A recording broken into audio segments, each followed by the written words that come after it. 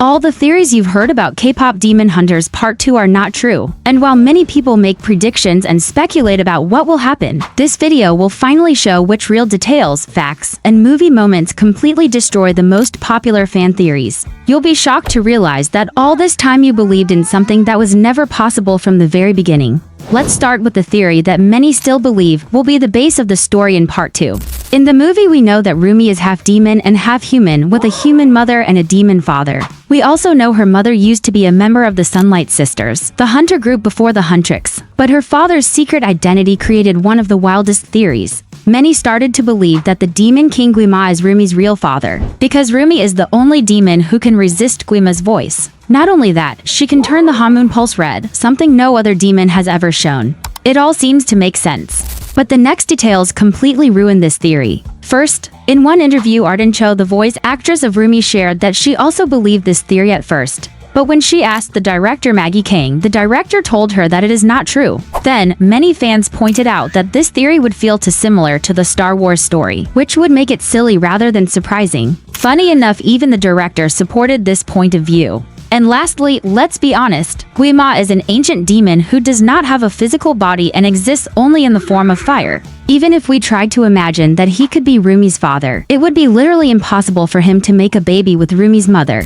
So now you know that Gwima is not Rumi's father. Comment below if you believe in this theory, and share your ideas about who you think her real father could be. Meanwhile, let's check the second crazy theory that many people still believe will be true in Kpop Demon Hunters Part 2. In the movie, hunters are heroes who protect humans from demons. With their voices, they can create a special shield called the Hanmun, which weakens demons and can even kill them. But here is something strange. The story never really explains how hunters get their powers. It's strange that normal humans suddenly have super strong abilities. Because of this, many people believe the first hunter group were demons who ran away from Gwima. They hated Gwima and chose to betray him. They then decided to protect humans instead, forming the very first generation of hunters. That theory sounds convincing, but it is actually fake.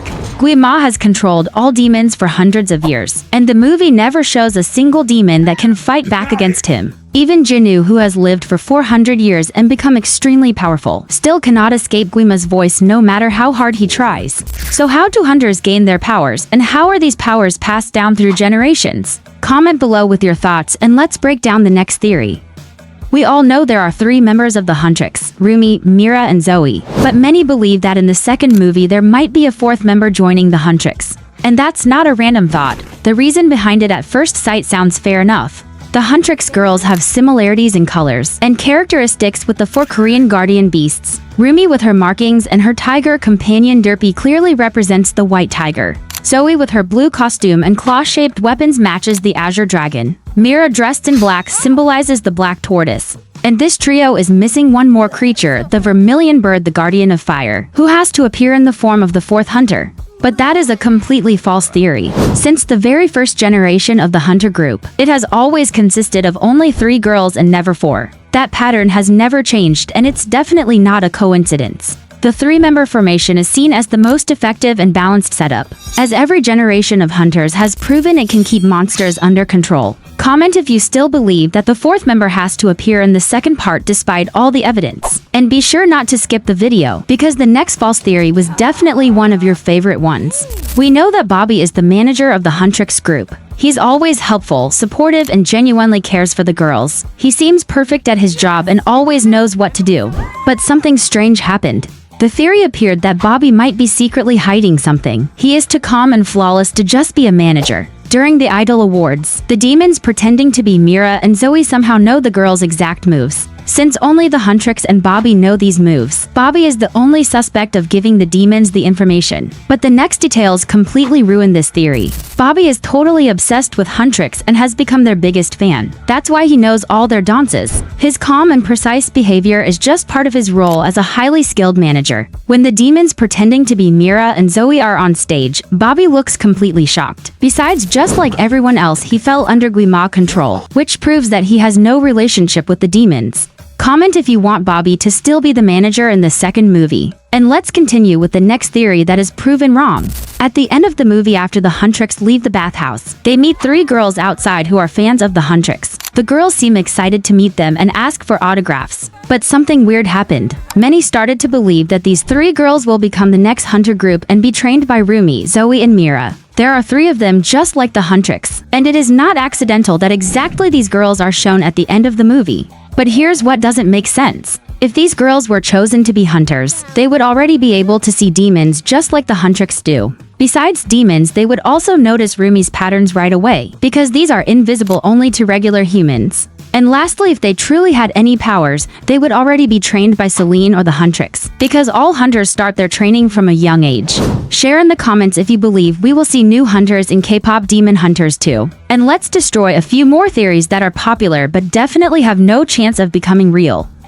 During the final battle, Rumi defends herself from Gwima's attack with her sword. Jinu then appears and sacrifices himself to protect her. Many notice that after he disappears, a blue soul swirls around Rumi and her weapon. This false theory was created right away. Most people believe that Jinu's soul now lives inside the sword. This is supported by the fact that the sword suddenly evolves after Jinu's sacrifice. Following this, many truly believe that in the next movie Jinu will come back and somehow come out of the sword as a human. But the next details prove that this theory is wrong.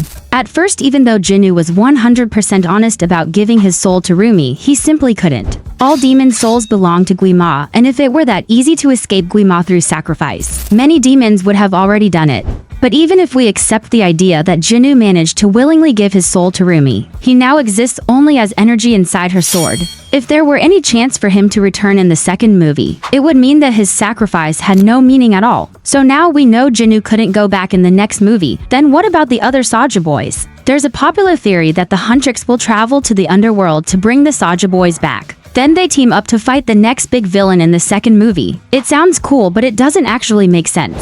In the movie, the powers of every hunter are passed down from generation to generation. Yes, their abilities have always been superhuman skills like speed, strength, agility, high senses, and the ability to fly. But none of them have ever shown the ability to teleport or travel between dimensions. Entering the underworld isn't part of their power at all. Share your versions of what happened with the Saja Boys in the comments. And let's check the theory you have been waiting for the whole video. In the whole movie, we never learn the identity of the third member of the Sunlight Sisters. Not her name, her voice, or even her abilities. This girl remains mysterious and we don't know where she is or whether she's still alive. That's why many theories have appeared about her. Some people believe that she will be the next villain in the second movie. The theory says that she sold her soul to Gwima and left the hunter group for the underworld. And this could also be the reason why Rumi's mom died. But there is an obvious mistake in this theory. If she was supposed to be the main villain, the first movie would have dropped some clues. But it didn't. She feels less like a secret enemy and more like a part of the story that wasn't fully explored.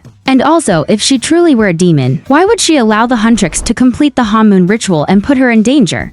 And these are just a few theories that are actually wrong. There are so many more theories that are waiting to be revealed. Don't forget to share in the comments which theory you believe is real and which theory is not. If you enjoyed this video, don't forget to like and subscribe. And let's uncover more secrets before the second part is released.